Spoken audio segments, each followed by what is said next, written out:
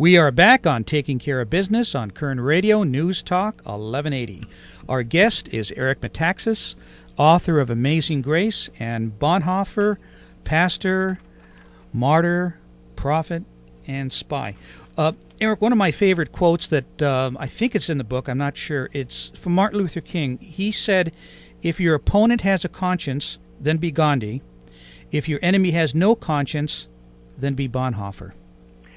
I have never seen that until I think you posted it the other day, and I thought, boy, that sort of sums up, people need to understand that Bonhoeffer does not say, the heck with everything, times are tough, let's kill Hitler. He is seeking God. What is God saying? And people need to understand that if you know God personally and are really interested in what he's saying, it's not just about, God says turn the other cheek, but I don't have any appetite for that right now. I want to, we need revenge. It's not that. It's that God himself led Bonhoeffer to get involved in the plot to kill Hitler. That's tough for people to swallow, but I think that's one of the reasons the book is so long, because I try to explain that process. God never contradicts himself. God doesn't say, you know what, in this case, ignore everything I told you before and, just go kill somebody. No, somehow to do that has to arise out of a deeper faith that says that in this case it's not murder, it's defending the innocent. That, it's like if somebody comes to the door and wants to kill my family and I shoot him in self-defense, is that murder? It's not murder. It's a different thing. We have categories for that in our laws, but also, in the Bible there are cases where this applies. Now, we have to be very careful when we talk about that. People can be very sloppy and very, very simplistic and, say, okay, I've got to go kill an abortion doctor. Well, no, that's wrong. But in this case, Bonhoeffer felt this was an extraordinary circumstance where he was led to be involved in this plot to kill Hitler. And it's very challenging, and I do really think Bonhoeffer leads the way in sort of thinking about ethics. When do I do this? When do I do this? How do I deal with evil as a Christian? If I'm a Christian, how do I deal with evil? Do I pretend it doesn't exist? Do I turn the other cheek to Hitler? What do I do? What does the Bible say to do? What does God say to do? I think there's nobody who can lead us in dealing with that and in thinking deeply about this better than Dietrich Bonhoeffer. He wrote about it. He didn't just live it. He wrote about it in his book Ethics and in his other books, but he also lived it. To find somebody who wrote about it as a theologian and who lived it out, that's extraordinary. And so I think especially dealing with Islamofascism today, how do we deal with that people want to destroy us? Do we dehumanize them and just say that they are evil, or do we recognize that they're human beings nonetheless? We have to take actions. How do we take actions? How do we do that? I really think nobody like Bonhoeffer helps us, or nobody helps us in the way that Bonhoeffer does, to deal with that with responsibility, not in a sloppy way, not in an emotional way, but to really think it through. I think he's the guy, and I think that's one of the reasons this book has been doing so well. So I think people recognize he's a model for us today in many ways, but especially in dealing with evil. Well, sounds like another book coming. Well, you need to cut me off before I go on like that. Well, let me ask you a question, speaking about evil, because there's a lot of questions there in terms of Bonhoeffer's own time, okay? You had, Chamberlain was the Prime Minister of England, and he was a Unitarian. He didn't really believe, he believed in the goodness of man, and he looked at Adolf Hitler and thought we could appeal to his goodness, where the man was just flat out evil, and yet they didn't recognize him as evil. They recognized him as a human being that needed someone to appeal to his goodness. Well, the man didn't have any goodness. Well, that's the thing. It gets down to an issue of discernment, because everyone has goodness in the idea that if you're created in the image of God, there is a shred of his image, even if you've broken the image. And let's back up theologically. Everybody's made the image of God, so everybody has an inherent sanctity. Every human being, even the most wicked human being like Adolf Hitler.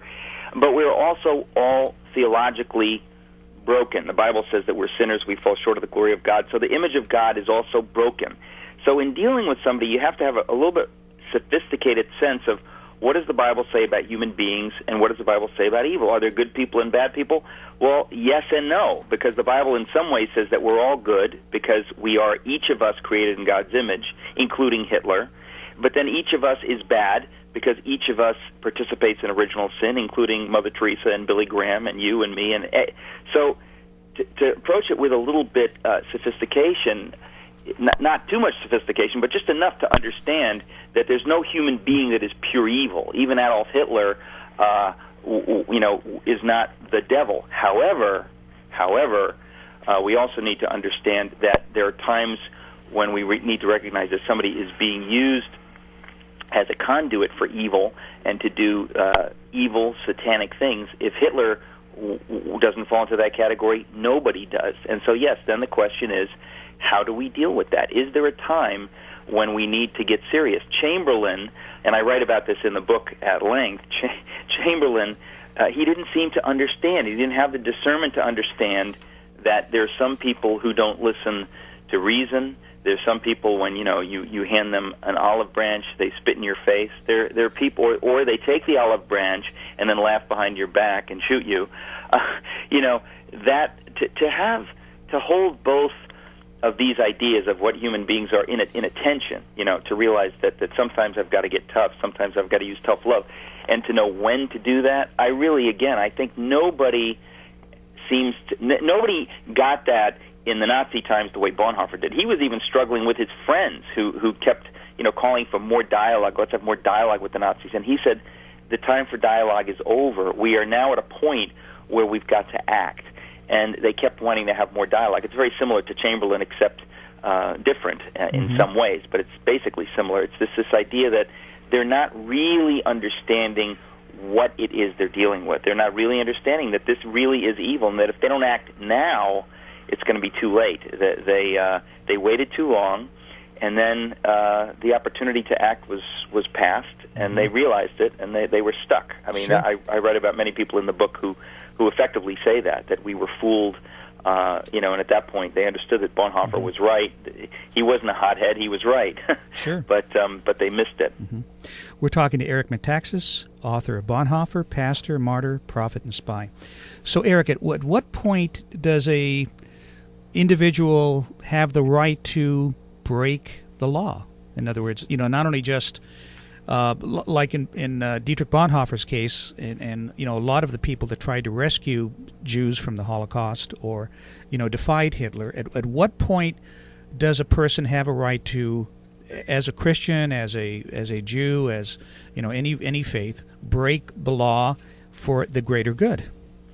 Well, I think first of all, we need to say that there's no easy answer for that, and that Bonhoeffer himself, even doing what he did it with great humility and with some trepidation that he might in fact be wrong.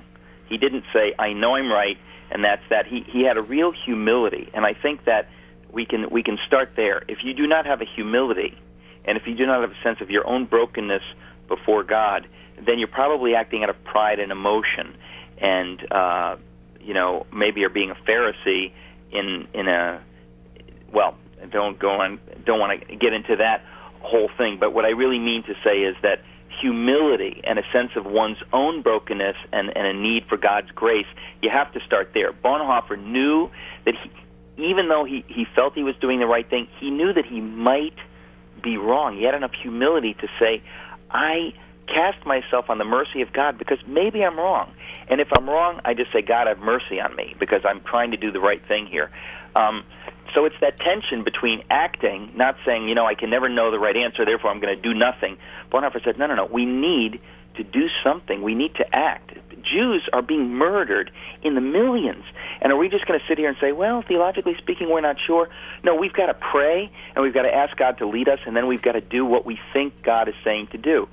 But we cast ourselves on God's mercy because what if we're wrong? What if I'm wrong? So to have a humility and not simply to say that, we've got to act. Again, it's that tension.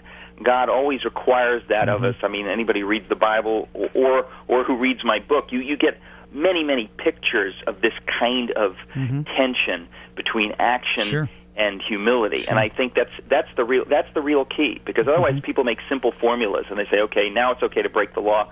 Well, be careful. Yes, there may be a time, but you've got to be careful about it. Bonhoeffer did not take it lightly, and God forbid that we would take it lightly. To take that lightly is just as terrible as doing nothing when something needs to be done. Mm-hmm.